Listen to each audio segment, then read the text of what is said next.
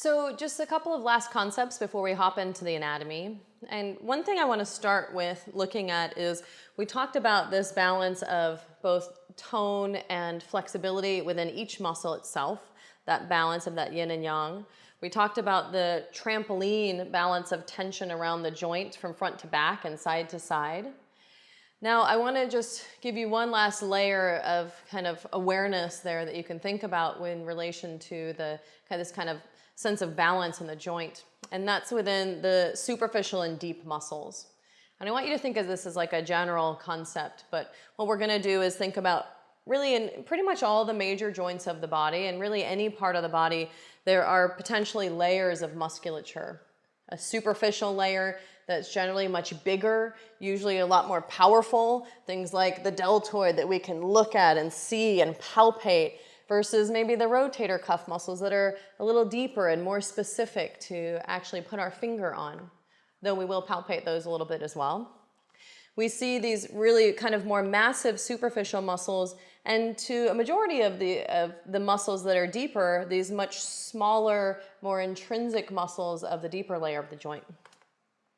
So we can kind of differentiate between the two layers there in some very simple terms. Clearly, each muscle is going to be very different. But when we look at the superficial layer of musculature, again, mostly these are going to be much more powerful muscles. They're also going to be muscles that we can really see and palpate and really feel and experience. We can connect to much easier. Things like the traps and the gluteus maximus and the rectus abdominis and the quadriceps.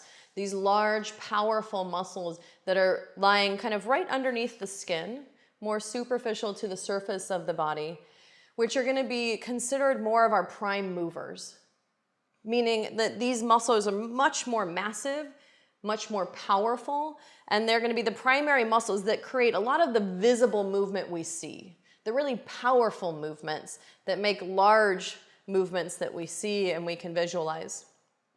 In comparison to the deeper musculature, which tend to be much smaller, these tend to be closer to the joint, and their primary function is really going to be to stabilize the joint, to draw the bones together, kind of like the ligaments we talked about, connecting bone to bone, to create this sense of cohesion.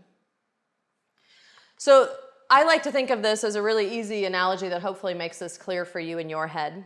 If you can imagine Fred was much smaller, and maybe he came disconnected, right? You can see how he's got little screws and wires and rods through him to keep him together. But imagine that Fred was a smaller version and he came disassembled.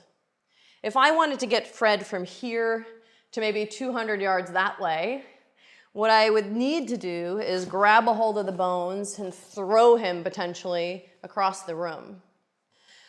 You can imagine if I were to grab this bag of bones and throw him across the room, how different that would be is if I took the time to assemble him, again, a smaller version of him, and I grabbed him by his rib cage and threw him across the room.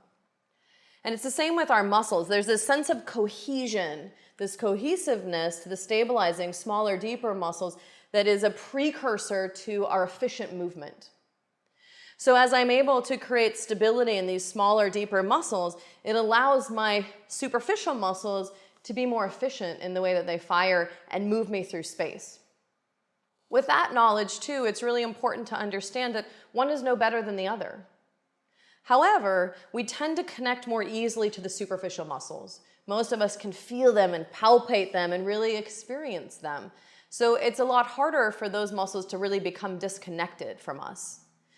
I think of the deeper muscles really as more mindfulness muscles, because though they should be automatic, if they're not firing automatically, it really does require some extent of mindfulness to connect to them and to experience them.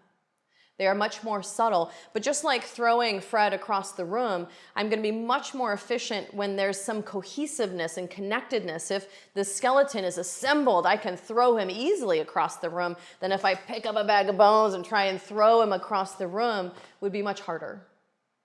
So the deeper muscles are more for stability and cohesion, but they're also precursors to the superficial muscles' ability to fire and move me through space.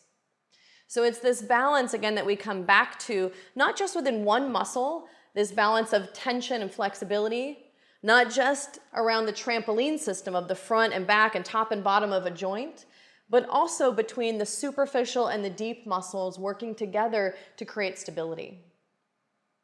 What we also see is that when the superficial muscles override the deep muscles, we actually get more wear and tear in the joint. So what we see is this cohesiveness also minimizes the wear and tear on the joint as well. Again, we come back to this community effect of how the muscles work together so that not one of them's kicking up their feet at the desk, letting all the rest of them do the work, but that they're all working together to create support and integrity as a team. So within the shoulder specifically, remember that we have this tendency toward mobility. We've got this free-floating joint here, so we have this tendency toward mobility and away from stability. So our purpose here is really to create this integration through the stability of the scapula and the humerus, our ability to find that balance with that sense of stability with the mobility of the tissues as well. And then also, just like we talked about already, the balance of front and back, up and down, superficial and deep, and even just within each muscle itself of being able to lengthen and shorten. So we'll look at this balance as we start to look at each muscle, and we'll start with the scapular stabilizers to begin.